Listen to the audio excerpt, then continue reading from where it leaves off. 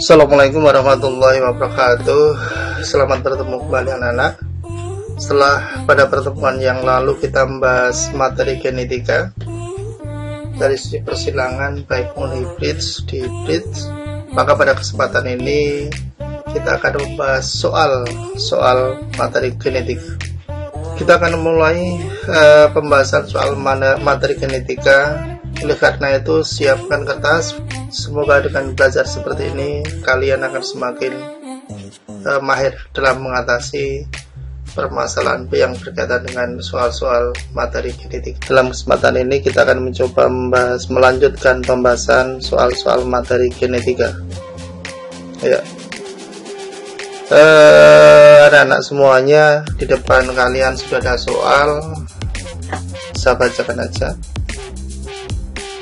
Kacang RCS berbiji bulat dikawinkan dengan kacang RCS berbiji keriput. Sifat bulat dominan terhadap keriput.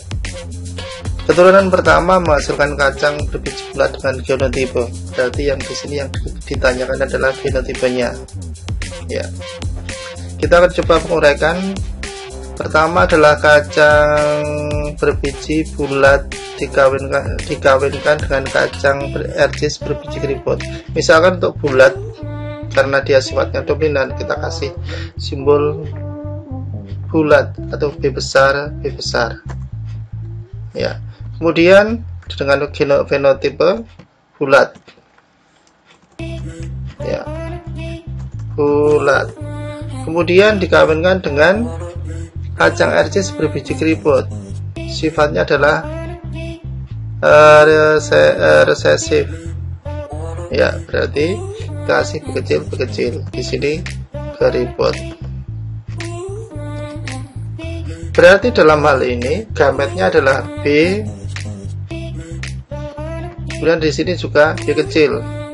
Kalau disilangan ketemunya adalah B besar, B kecil. Ini artinya berarti tetap bulat. Ya. Keturunan pertama menghasilkan kacang berbiji bulat dengan genotipe. Ya. Kita akan melanjutkan. Kalau F1 ini adalah sebagai P1.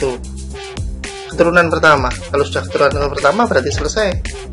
Karena filial pertamanya berarti B besar, B kecil dengan fenotipenya adalah bulat. Itu soal yang pertama. Kita lanjut pada soal yang kedua. Ini. Soal yang kedua, terdapat bunga RCS dari galur murni berwarna merah disilangan dengan bunga RCS berwarna putih. Maka besar perbanding hasil genotip F2. Ingat F2 berarti filial kedua bila persilangannya intermediate ya. Oke, kita akan coba.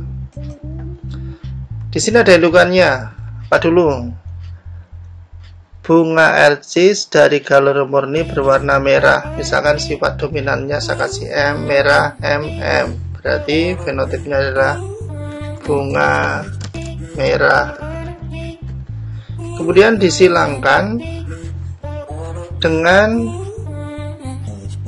bunga RCS berwarna putih. Karena sifatnya adalah resesif, kita kasih M kecil.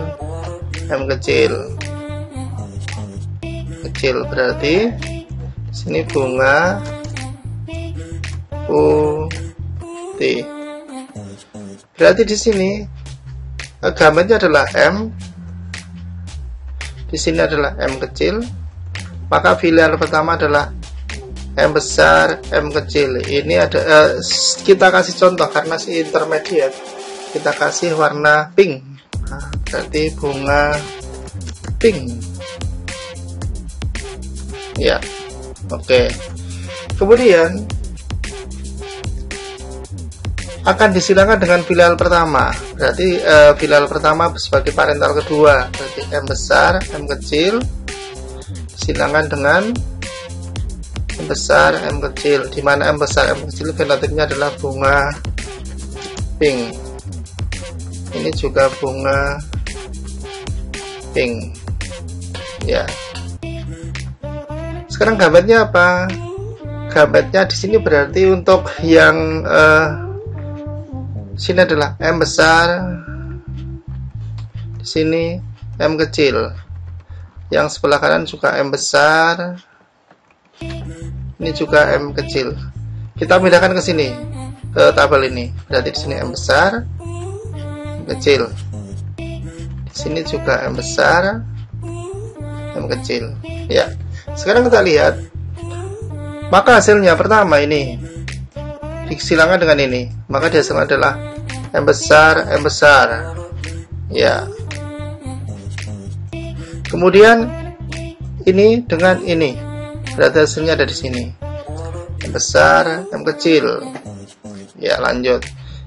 Ini dengan ini, hasilnya ada di sini. Berarti M besar, M kecil.